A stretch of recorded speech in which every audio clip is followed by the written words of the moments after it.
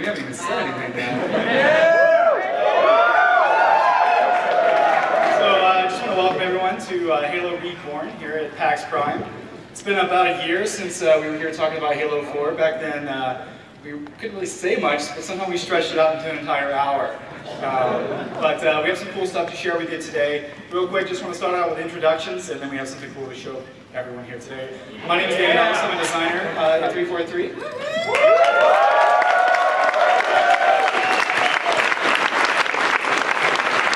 And joining me today is Kiki Wolfco, executive producer on Halo 4.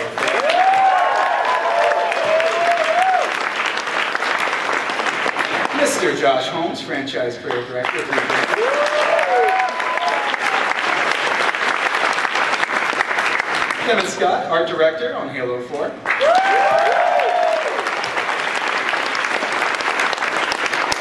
And Kevin Franklin, lead war games designer, also on Halo 4.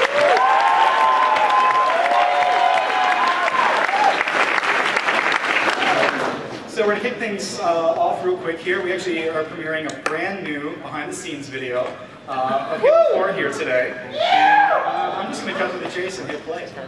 Yeah!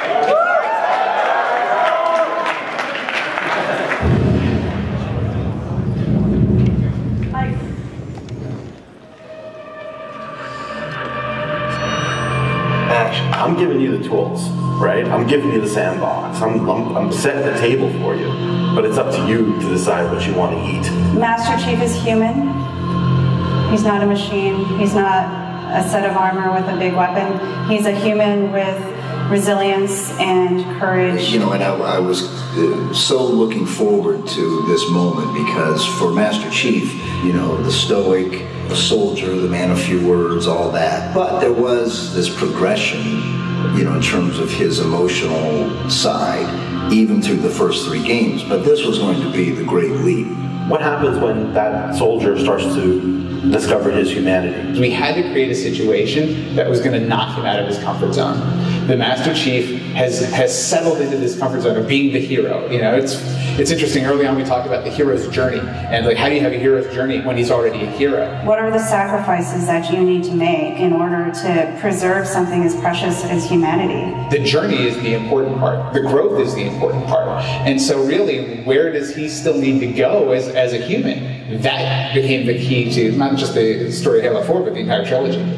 We're really examining what sort of burdens a Guardian carries. In a lot of ways, the story that we're telling with Halo 4 is about putting Chief in circumstances where he's forced to change. He's forced to take stock of himself. In a way, Chief is a Guardian. Cortana is Chief's Guardian. The Forerunners were the Guardians of their own universe, and they might have to make a decision that not everyone is going to agree with and that some people might condemn. Here we go. It's almost like you're a little kid and you're just playing make-believe again. So you imagine everything. The table's here, the plinth for Cortana is here, there's a window here. Ready, go.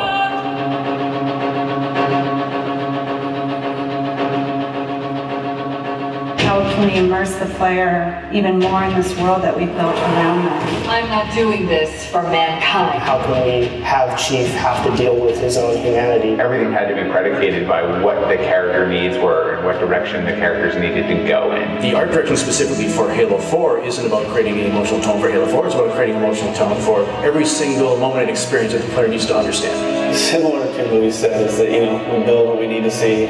We can't look too far this way, it starts to fall apart. But back in here, things are looking good.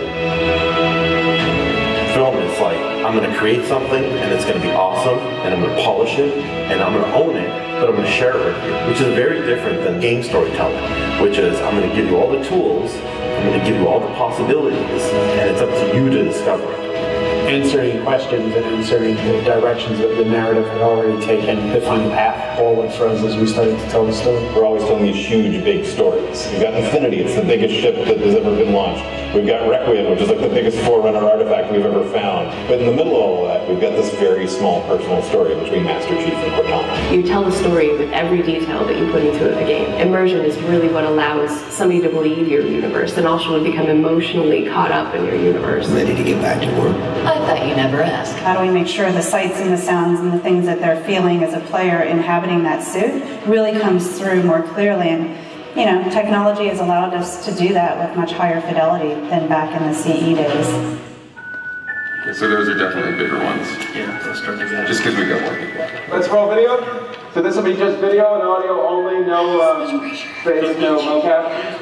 In that case, you won't mind if we return the favor. As we design these things, we put together the best plan. Until it actually touches an actor, it lacks humanity. Having the ability to work with the actors on stage, capturing their face, body, and voice at the same time, really gives us an opportunity to create an immersive experience for the actors. Working at Giant, we can have at least 8 actors in the same volume at the same time. And so the objects that they're acting around and the people that they're acting with, against, through, and toward are there in the scene with them. And it makes a huge difference.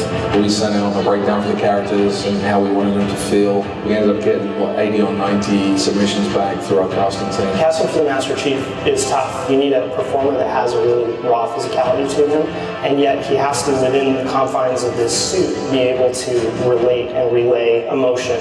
I like to express myself. I freely do it. I wholly do it. I enjoy it. And so pulling back on all of those instincts is what's required to play him. Imagine that translating to a 3D model with huge armor and making sure the personality of Chief's movement comes through that armor was really critical. And that really came down to Bruce's acting, his physical stature, and really his physicality as he went through all of the performance. You'll never see his face or hear his voice, but all of the other actors that are playing off of him have received so much from him in their performances, and I think that they would all agree with that. This is the low-res asset of Chief. We were afforded a little bit more budget since he's our hero. From the art process, storytelling is just about engaging the player. You don't have to answer any questions. You don't have to take them through a lot of loops of feeling. If the player's engaged, I think you've got to start.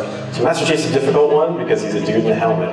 There's such a, particularly in science fiction, such a fantastic history of people being completely realized as people without having their face as a tool. For us, it's making him feel like a real person.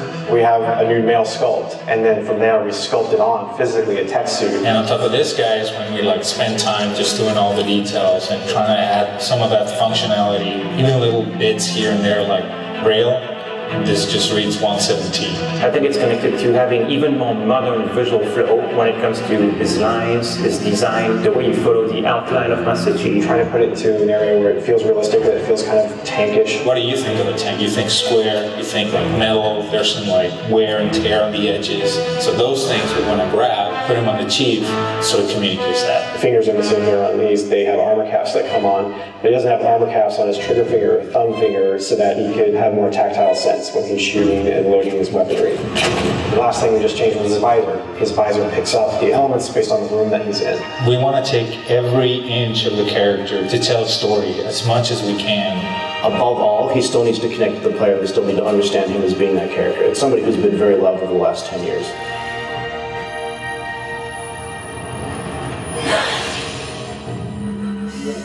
The irony here, right, is that we have a character who's not human at all in Cortana. I was put into service 8 years ago. She is the most human character that we have in the story. Like, she's struggling with her own mortality. AIs deteriorate after 7, Chief. That's something that everybody struggles with. That's the most, human it gets. If we could just get back to Earth and find Halsey, she can fix this. Everyone has to figure out what it means to die. She's strong, she's convicted. She herself is going through a really difficult time in understanding the things that are happening to her. We were looking for somebody who really could bring just fire and stuff that's required for some of those sequences. We needed to make sure we found someone that had some innocence to her, but also could be very strong at the same time. If you imagine that you could have 20 emotions at one time, she has that. I will not allow you to leave this planet! She's really the heart of the game and the heart of Master Chief and explains what's going on and why it's a problem. I didn't mean to. I didn't mean to do that. Cortana is certainly our biggest human connection, I think, with the entire story. How can we see these subtle details in her facial structure? It's the Forerunner symbol for reclaiming. So this is the baseline where we started for Cortana, and then we go through and tweak and modify, having all these different elements moving throughout her that make her feel alive constantly. We wanted to make it to where you could have code flow lines start from every digit from her toes to her hands, and then be able to flow all the way up into her head. What you experience is her taking care of you as a player from a gameplay perspective, but I think you also start to get a sense of how she takes care of the human side of Chief.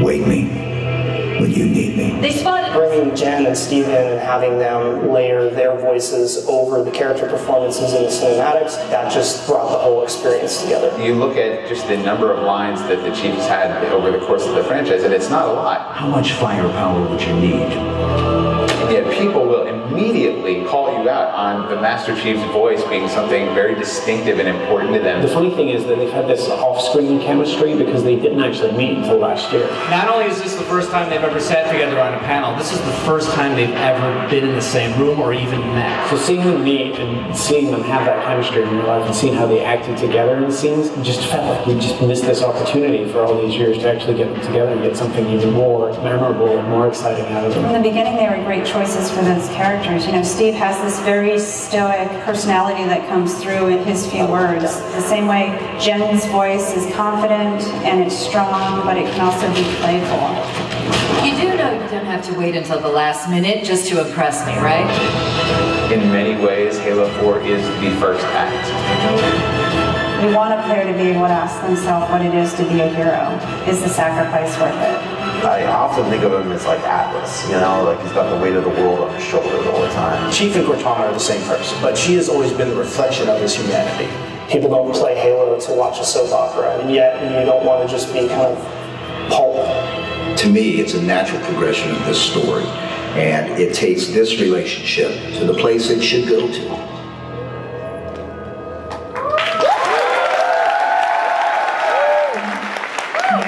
Promise you can't keep.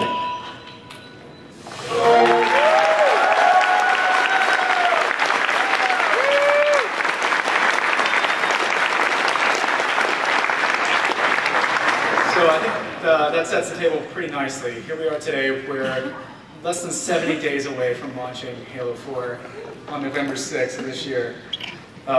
This is a journey that started about three and a half years ago. And Kiki, I know you have some thoughts on kind of how this whole foundation was set back then. I do. Before we get to that, I do want a few call-outs. We have some of the folks who are in the video here. I'll start with some of the 343 folks. You guys should raise your hands. If you can get out the bean bags.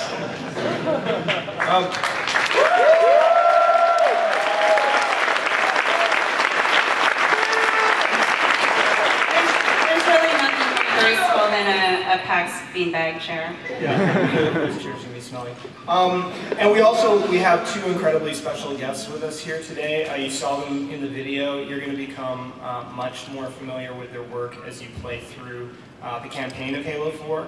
But we have Bruce Thomas and Mackenzie Mason, who are the actors.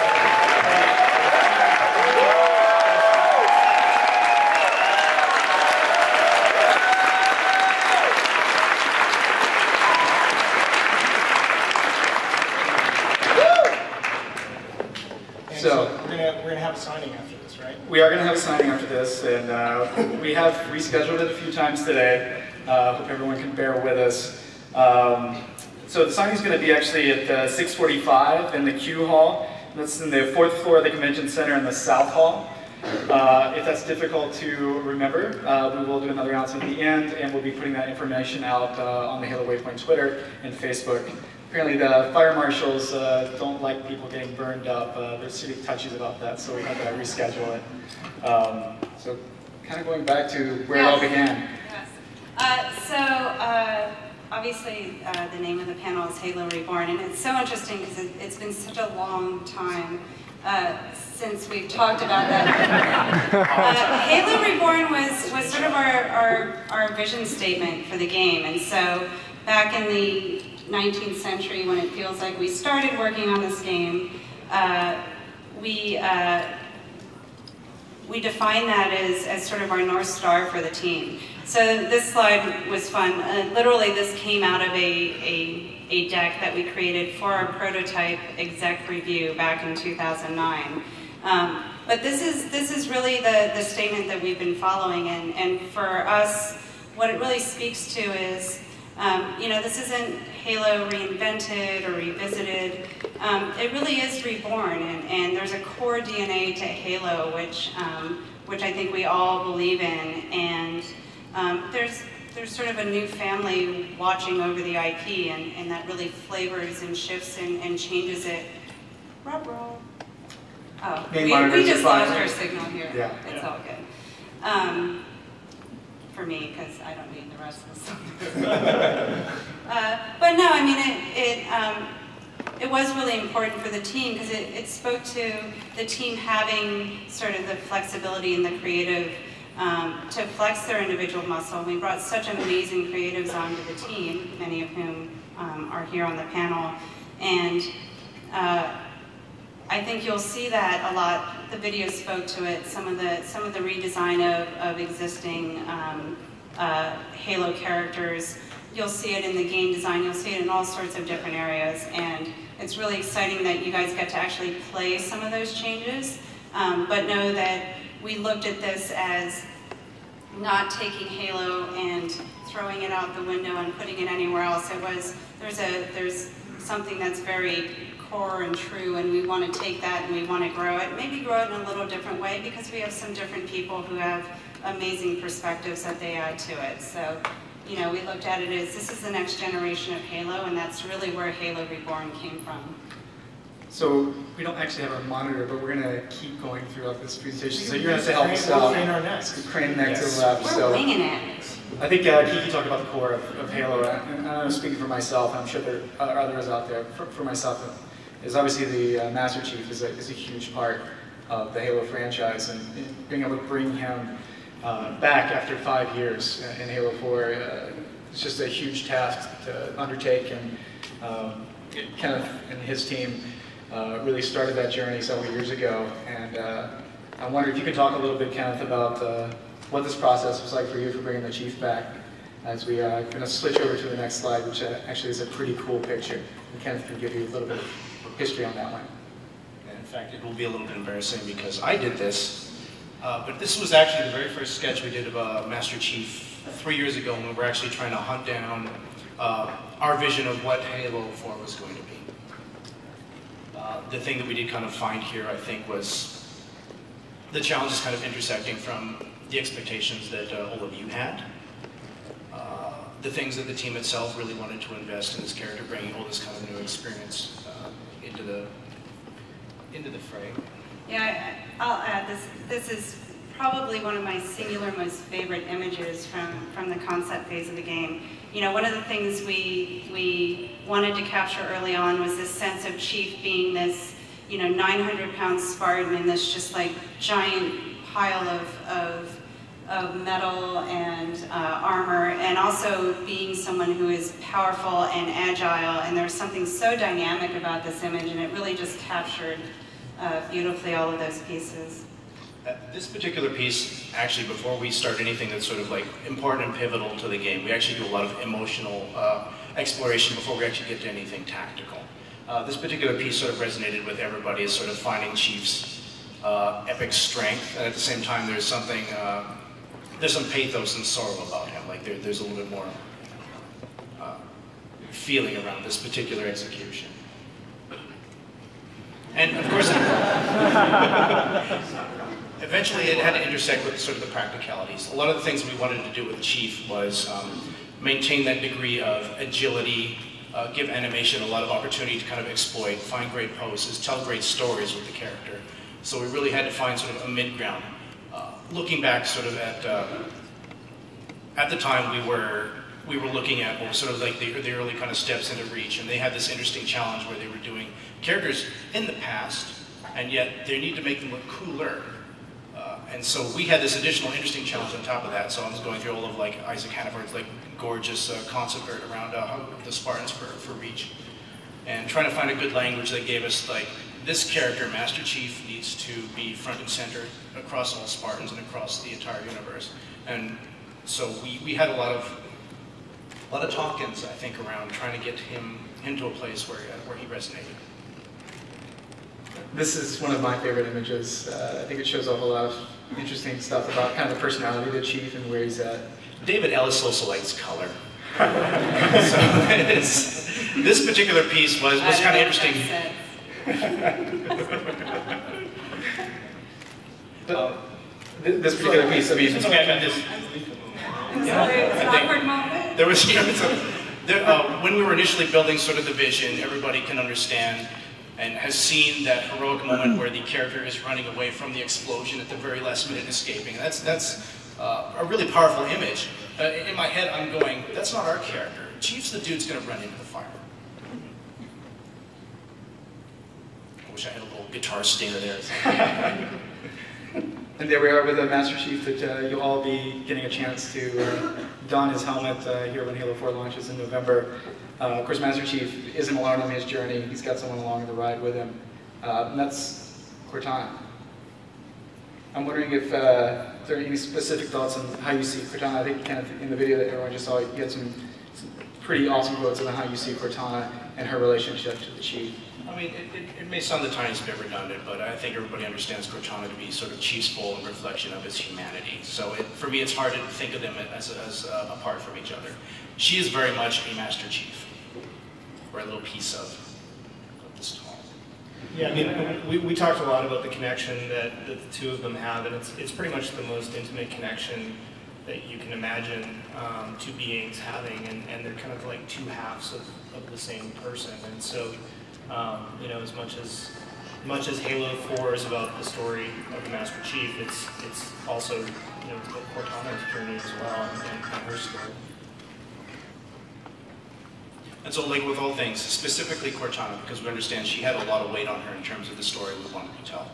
On top of what we know to be the weight of what she's actually going through, we also understand her to be a very important part of Chief. So we over-indexed on finding sort of the visual language and the emotional undertone of this particular character. And this is an example of us over-indexing. I mean, sorry, I'm just going to jump in. I love these images because I think they show so much of the kind of torment and anguish that this character is dealing with, and kind of her fragile mind state. And so, like, seeing these images as Kenneth and the team are generating them is just so inspirational and just amazing. So there's a lot of emotional meat there, because we're dealing with a character who wakes up at the beginning of the game and understands that she's expired. And that's a very sad thing. And this particular character, we needed to make sure that was something that she could carry. Yeah, and I think the exploration that was really interesting there is you have an AI who's not human, who's dealing with a very human condition, which is mortality, right? And dealing with what it means both to face your own mortality and to face also the impact that mortality will have on someone else, which is Master Chief. What is it for her to feel her being gone, and what Master Chief will be after that? And so you have this AI character who's clearly not human, and she's dealing with a very human and emotional condition. And that was a really intriguing thing to sort of visually study. So we spent a lot of time on that. there's so much in that too. I mean, like you have Cortana in so many ways. She plays many different roles. I mean, in some ways she's almost like a parent to Chief, and then she's a friend and a companion, and you know, all of these different faces of Cortana and ways that she supports the Chief, and the two of them kind of bond and support one another. And yeah, so that was something that was really interesting to explore. And even though in the story of the campaign she's dealing with this issue of immortality, and there's some dark themes in there, she still has this other side to her that's a little bit lighthearted. Again, Mr. Ellis loves color. So does the art director, by the way, don't get nervous. This was fun because we realized for her to carry just the emotional weight that she did throughout the story, she needed to be very versatile as an actress. And I think finding this broad range of her ability to be sort of sympathetic and fragile and playful. And I'm born in the 70s, big fan of Twin Peaks, so for me this was like Audrey Horne from Twin Peaks. Did I say Twin Peaks twice? Somebody can edit that out, right? Okay. And here we are getting a little bit closer to the Cortana you'll be seeing in game. This is interesting.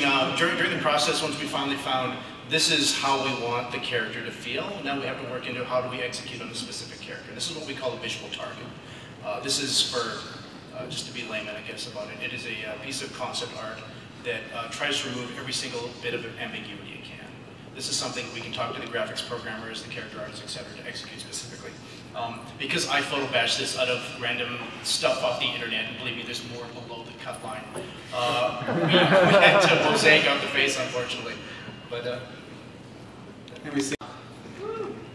And of course, Master Chief and Cortana, they have a pretty epic journey and story to play out in Halo 4. And of course, they have some brand new enemies that they're going to be facing. And this year at E3, we introduced the Promethean class, which is the first all-new class of the enemies that Halo's had in a long time. And I think it was important that's not an easy task either. I mean, Chief and Cortana are a known quantity.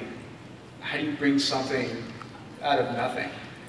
And I think that was a difficult task to do that. And Kent, I wonder if you can talk a little bit about what those early concepts were like and how we got to where we are now with the Prometheans.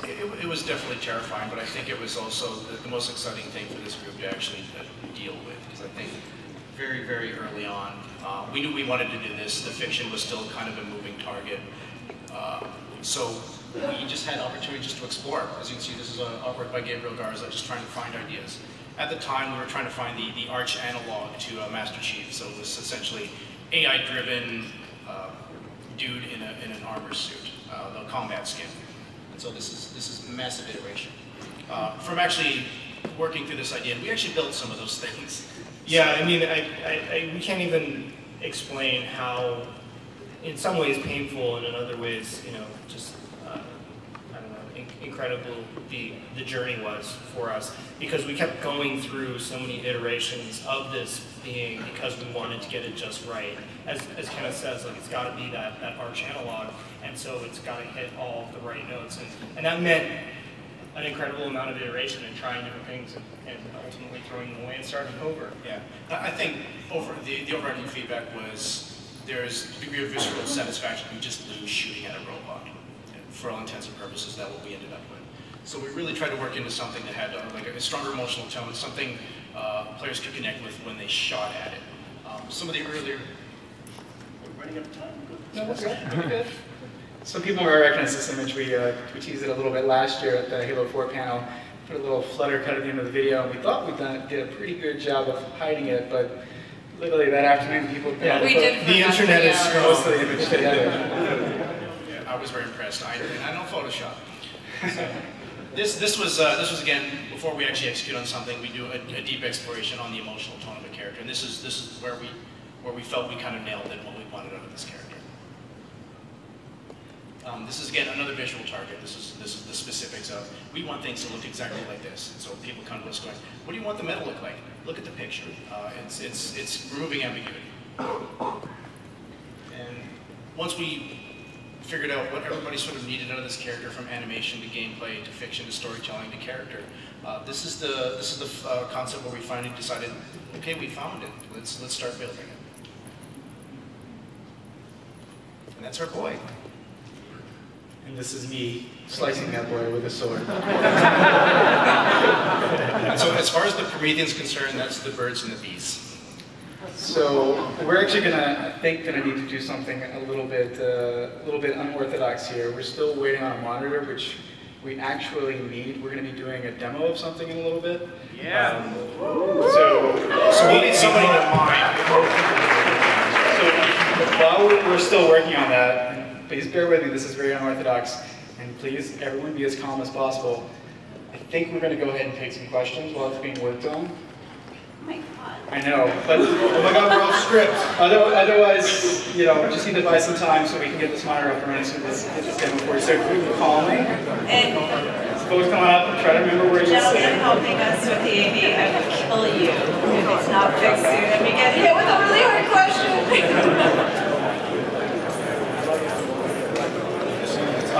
going to go ahead and start taking some questions. We'll start on the left, and we'll alternate back and forth. Just remember, everyone, one question each person.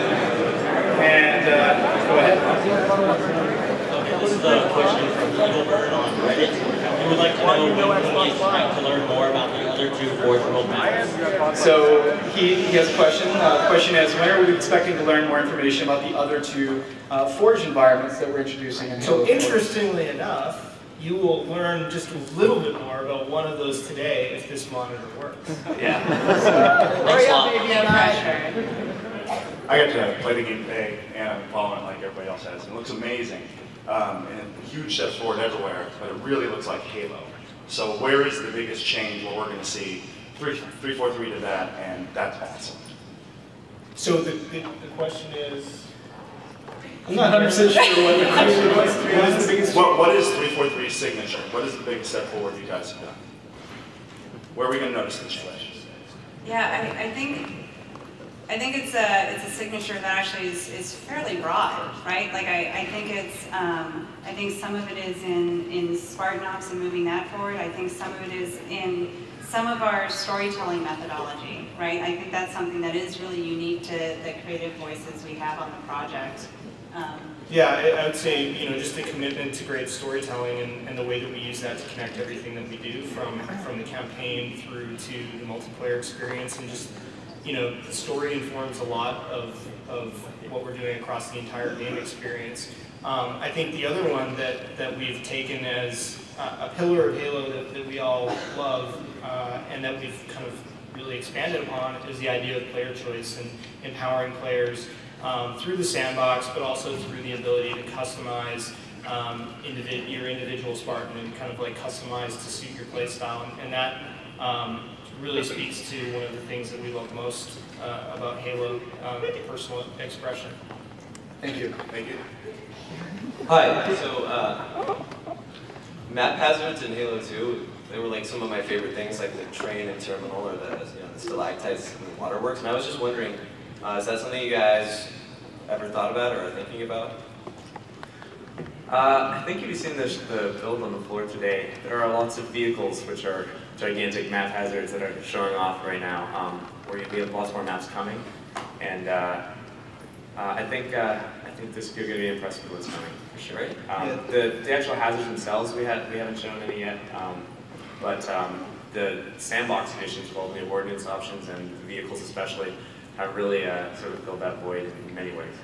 Awesome, thanks. The game looks great. Thank you. Thank you. You guys talk about making the entire campaign really just more emotional, with obviously doing the mocap on the faces and everything like that, and how you didn't want Master Chief to basically be a walking tank anymore. Is that going to translate into gameplay at all, or is it just something that you're going to be experiencing just kind of during the cinematics? So just make sure everyone can hear the question. You wanted to know that we did a lot of performance capture of the story, and you said you thought we didn't want the Master Chief to be a tank anymore. And would that translate into gameplay, or would it just be something that was communicated through cinematics? Yeah. Okay. Yeah. So I would say there are a lot of things that we've done throughout the campaign experience where we've made deliberate choices to try and connect the player more deeply with the Master Chief and provide kind of crafted moments where you can experience things through his eyes and hopefully immerse you more in his journey. So it does, I think, connect through the gameplay as well as the cinematic storytelling and presentation. And of course, the story is told through a vast number of different storytelling techniques. Cinematics is one of them, but there are many other techniques that we employ throughout the game. Yeah, I mean, I think there's definitely a commitment from the team for people to experience the story maybe more than they have versus just watching the story. And so I think the sandbox gameplay is sort of the heart of Halo, so that doesn't change, but I think how we contrast that with moments where maybe you're experiencing the story a little more viscerally and a little more directly is important. Thank you. So what was kind of the inspiration for the new class of enemies? I can see there's a lot of very interesting details, like if you look closer, there's the smaller set of arms, and during the cinematic, there's a skull popping out of the helmet, and I thought that was extremely badass, because it gave up the feel of a new enemy, but it also felt like this is something that has been around for a really, really long time, and I just want to know what was kind of the inspiration for that. Some of that is vestigial from a lot of the work we did very, very early on. Like one of the things that was kind of interesting to kind of play with was the idea that we have the suit, we have the AI, and who's actually in control. And so we had these great opportunities to have characters embedded inside characters and kind of struggling with what does 100,000 years of dormancy do to an AI? And that's just sort of like one of the funny little story examples that kind of made it through to the final character. It's good. Cool. Thank you. Hey guys. Go ahead. First of all, thank you for all of your hard work, really. The Elbow Grease shows and people like me, fans, longtime fans, really, really appreciate it. All the little details. Thank you. Thank you. Thank you.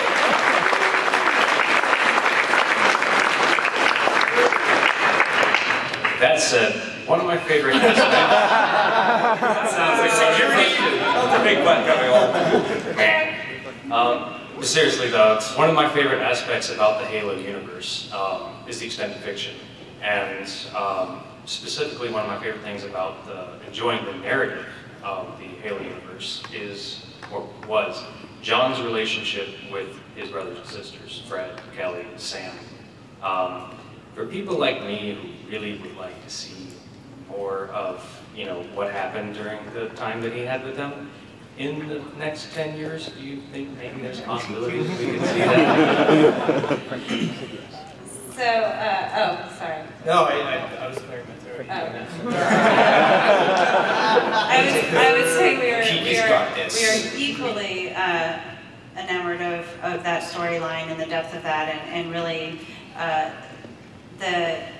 the uniqueness of that relationship that the Spartan 2 shared. So, I think it's a vital part of the universe. I think it's something we all would love to understand better in different ways. And so it's something we definitely think about. We thought about early on in concept here, whether it was something we wanted to pull in now or pull in later. But it's an important part of the canon. And even outside that specific thread, there's a lot of, once we actually ingested the games, we had to look elsewhere, I think, to find Chief specifically. And so we definitely wandered off into what does the fiction actually kind of give us. And so there's some interesting details you might actually see if you pick a specific kind of multiplayer character on the feet, but talking specifically of the moment where the early young Spartans just in their tech suits are going up against, I believe it's ODST, and you don't hear them, you don't see them, dudes just start disappearing. And when you play the games, you don't get that sense. It's usually just a big dude, but they are intensely agile and ninja silent. And so there's things like the actual toe design for the tech suit actually has a little ninja tabi split in the middle for those specific things. And those are the kind of stuff that we actually pulled into the design. Very cool. Yeah, there's a lot that obviously we haven't revealed that we want to allow fans to experience for the first time when they play through the games and experience the campaign. But there's a lot that we've done to try and pull in that extended fiction. So hopefully, for fans such as yourself, you'll feel your dedication to that fiction is being rewarded. We hope. And I will say, it's not impossible that there is just the tiniest little peek into some of that in the Forward into Dawn series. Phenomenal. It's not impossible. It's awesome. Thank you. Other than Conan O'Brien, what other star power are you bringing to this Halo 4? Because I've seen other games in the past from the Halo that have like other big names. Can you name any that? So what other star power? I mean, I think we've got an amazing cast that we've managed to assemble to play these characters, and some of those cast members are people that you will recognize. Just a personal favorite, Mark Rolston to me, being a longtime Aliens fanboy.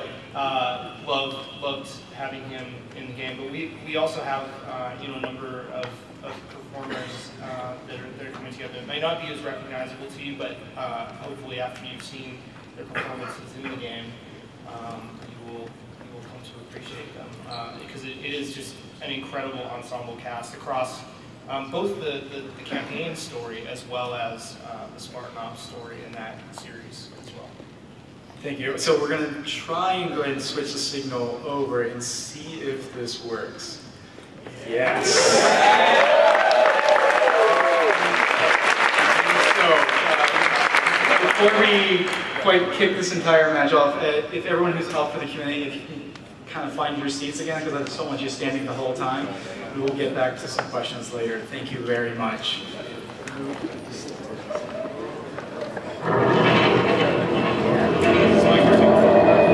Capture the flag. So we're going to show capture the flag. We're going to turn the game audio down a little bit so we can show you capture the flag. That monitor is a bit too close, so I'm going to go over here. Fitting with the Halo Reborn, Capture the Flag we treated from the very beginning as a completely new mode. And what we're seeing here is our new map, Exile. This is probably the largest map we've shown so far, and features lots of vehicles and ordnance. You can play it on the show floor, and we have our multiplayer devs here, Doug, Will, and Kate, demoing. What Doug's going to do here is demo the new capturing the flag, or pick up the flag experience. Carrying flag. And a lot just happened there.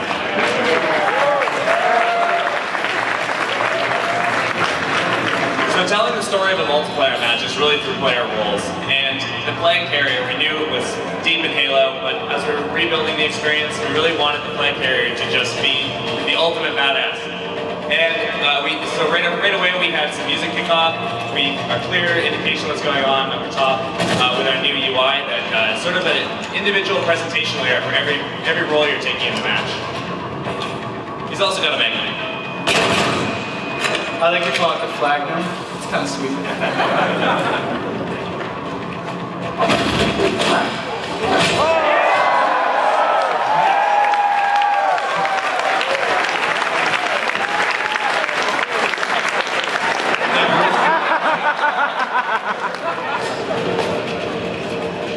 I think you're noticing a lot of other new UI elements as well, Kevin. You've seen it before. We have the map ordnance as well. You can see some of the ones in the distance actually show up with a different opacity than the ones that are closer to you. Yeah, definitely. We're seeing the ordnance around the map that's showing up. There's a new saw on the left you can go after, but Doug's job right now as the flag carrier is to deliver that flag. So you can see the deliver icon on the left. That shows up just for him and Flag jumps. That's another new medal. Kill their carrier. So as Doug's earning these extra points now, he's really taking a much bigger role in the scoring system. We're going to talk more about that. Flag capture.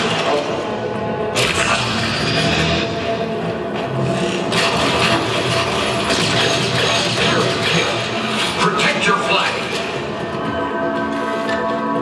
Another big dynamic that's changed Capture the Flag is your flag no longer has to be at home to score, and we've changed the return logic. So you're getting the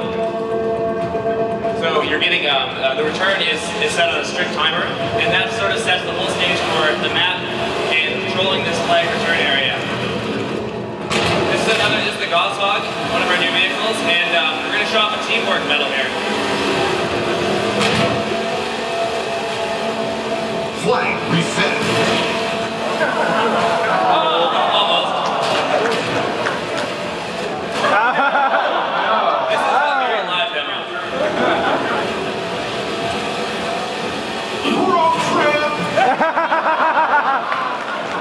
What's also about that medal is every player in that Warthog just earned that one.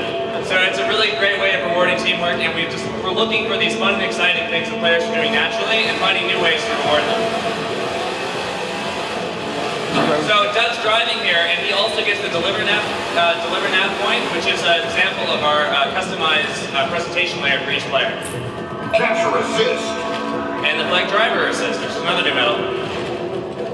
Sniper. And here's our Banshee. I think we're ready for the next mode. Yep, so actually we're going to show off a couple of the new vehicles. This is the Banshee, which is you know, a returning favorite, but we've made quite a few changes from Halo Reach's iteration. Josh, I wonder if you could talk a little bit about that. Yeah, I mean, a couple of things that we did with the Banshee. We slowed down some of the Banshee tricks just to make it a little bit easier to track when it's in the sky. We also made the pulse cannons that fires plasma cannons a little bit more effective. And that's just because, you know, when you think about the expanded, or all the expansions and changes to the sandbox, you know, you've got all the players have sprint, they're moving much faster, so that makes it a little easier to take those players down.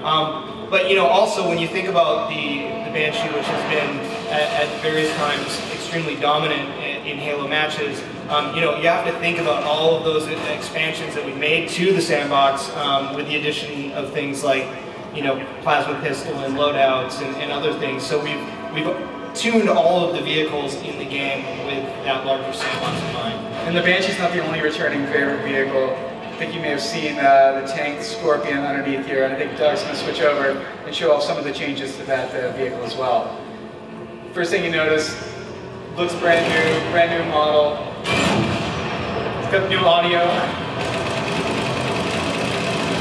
And the secondary turret's actually been improved quite a bit from previous games. And as Josh mentioned, that was one of those balancing acts to kind of acknowledge all the new sandbox options, like plasma grenades, you know, other things, plasma pistols that people have at their disposal. Doug can shoot in the distance real quick with the big turret, the main cannon. See, in addition to the new audio, there's actually a little bit of a ballistic arc drop, so at extreme distances you really have to account for drops of the shell.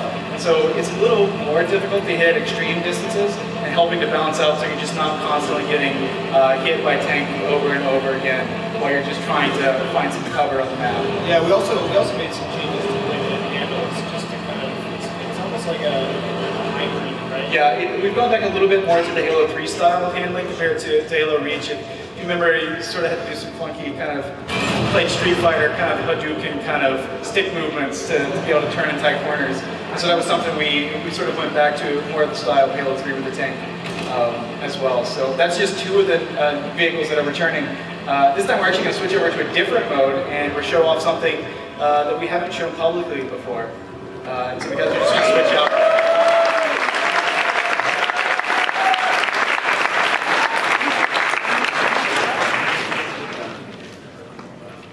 What we're going to be showing, and Kevin's going to talk a little bit about what we're going to see in this mode we're getting ready to show off. Talk about the mode before we show it, it's even more fun. Yeah, so this is another classic mode that we're about to show you. It kind of fits with the same way we were looking at like Capture the Flag and, you know, really defining it as a new mode. So with Oddball, we were definitely looking at finding it a new place for it, or finding a really good home for it in our matchmaking playlist. It did really well in previous Halo games as a free-for-all mode, and it was a great multi-team experience in Reach. But we really never felt a really great team experience because it's sort of the keep-away aspect of Oddball. So one big addition, which we're about to demo here, is throwing. We teased that just a little bit back at San Diego Comic-Con. We're going to show it off in action. As the guys load into this game, we can go ahead and switch back over to the gameplay feed. So I'll fill you quickly on the setup for it. It's 5-on-5 Oddball, really focused on team experiences, and we've set up our hopper to be just that. And all the maps and experiences that it's set up on are sort of balanced and tuned specifically for this mode. Hold a ball to earn points. Hold a ball to earn points. Do it. A little audio like that. So, as you have the ball. First touch.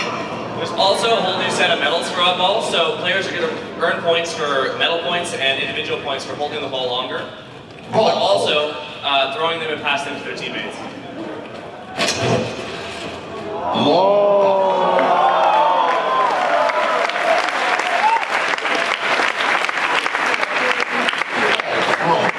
Oddball was already kind of like the ultimate game of keep away, and now we're just taking that to sort of extreme level. Yeah. And the way I looked at on CT TF, we've got these really established sort of objective lanes players are going through. But in Oddball, the whole map becomes this really dynamic playground to, as he's describing, keep away the ball. It's thrown just like a grenade. So if you can throw a grenade, you can throw an Oddball. You have the ball. Catching it's a bit more difficult. Long bomb.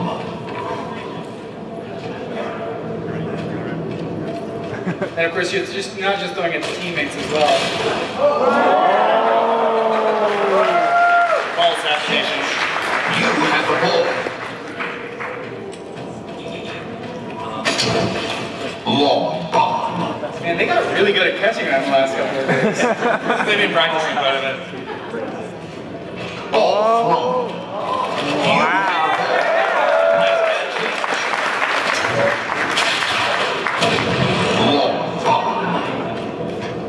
Epic game of keep away continues. Yep, and that's Oddball. Alright, that's Oddball.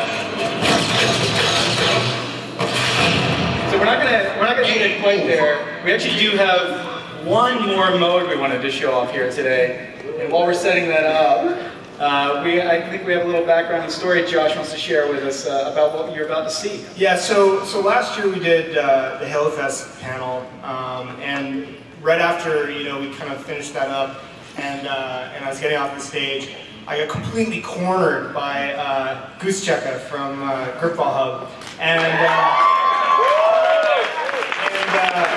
so she asked me, what can you tell me about Grifball and Halo 4? And of course, we're working on tons of different things, and we're not able to talk about it. And so I was like, I can't really say anything except for we really like Grifball. Here today, we're going to be able to show for the very first time Grifball in Halo 4. We want to invite up to the stage Goosecheka and some of the other members of the other ballers from Grifball Hub, and they're going to help us demonstrate some of the mechanics.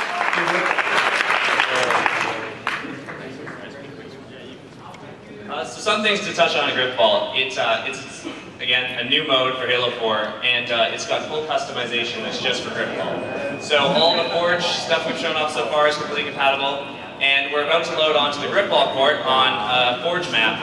This is a very small portion of the Forge map. There's an entire... There's a big world outside.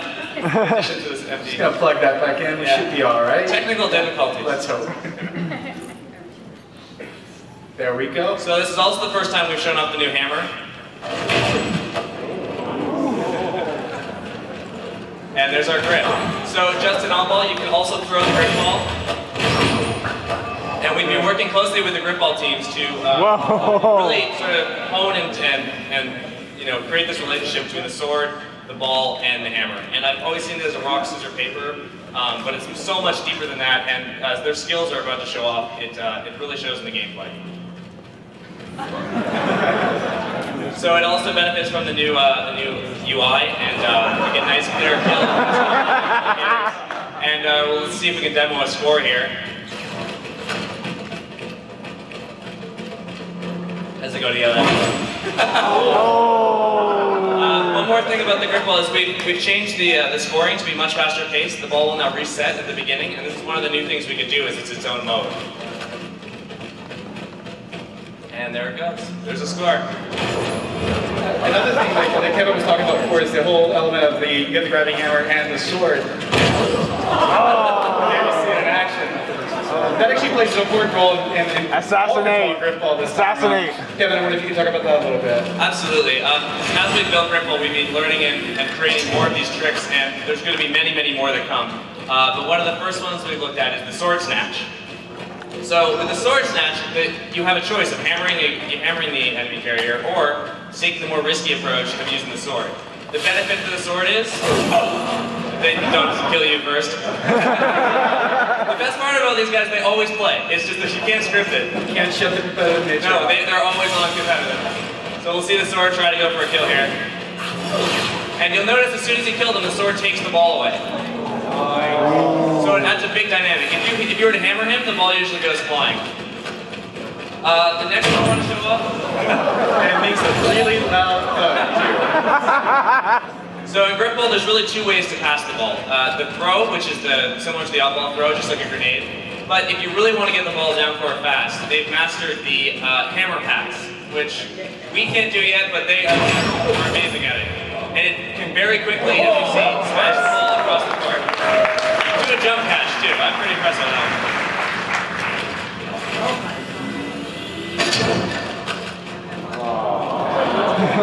A few more tricks that are still developing are the boost and a few other long throws, and I think we'll get another 30 seconds or so of gameplay to see here.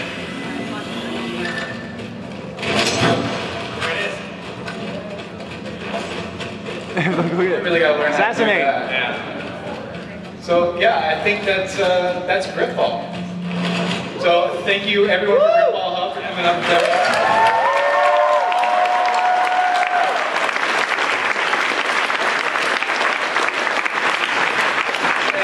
At this time, we do have one more thing we did want to share with everyone today, so if we can come back to the slide deck.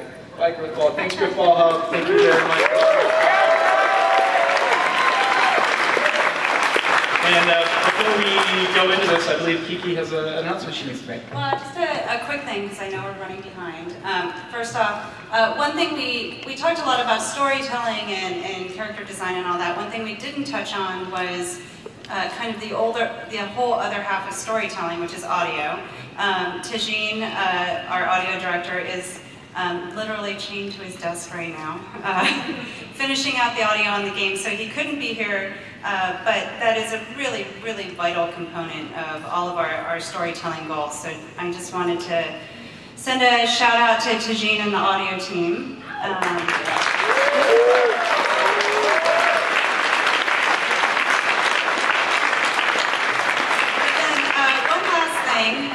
As you guys may have heard, we are working on this web series, Halo 4 Forward Unto Dawn. I wanted to show you guys just a quick little thing today. It's what we call a vignette. It's kind of a tease for the series, and really what the series is about is it's kind of looking at the Halo universe with a little bit of a different lens than we've looked at with the games.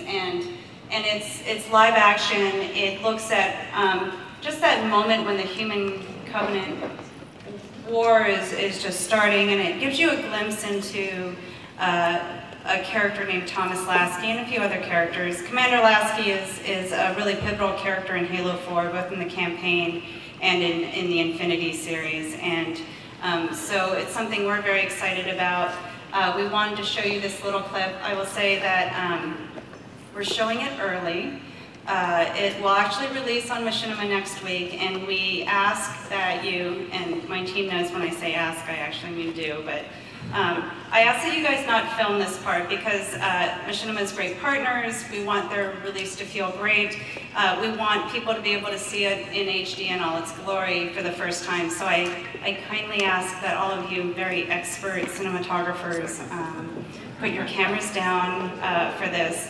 But we thought this would be a fun clip to show you because it kind of ties into some of the gameplay stuff we showed today, and we just wanted to give you a little something new.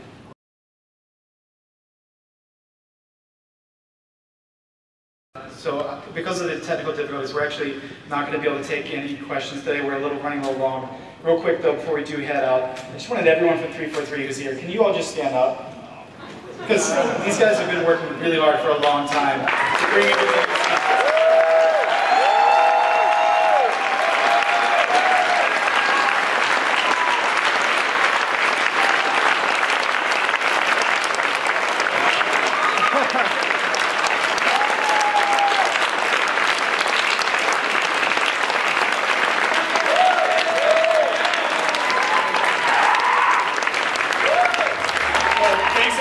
Don't forget, we do have a signing at the Q Hall, the fourth floor of the Convention Center in the South Hall. We're going to be going straight there from here, and we'll see you there at the signing. Thank you very much, everyone. Thanks, everyone.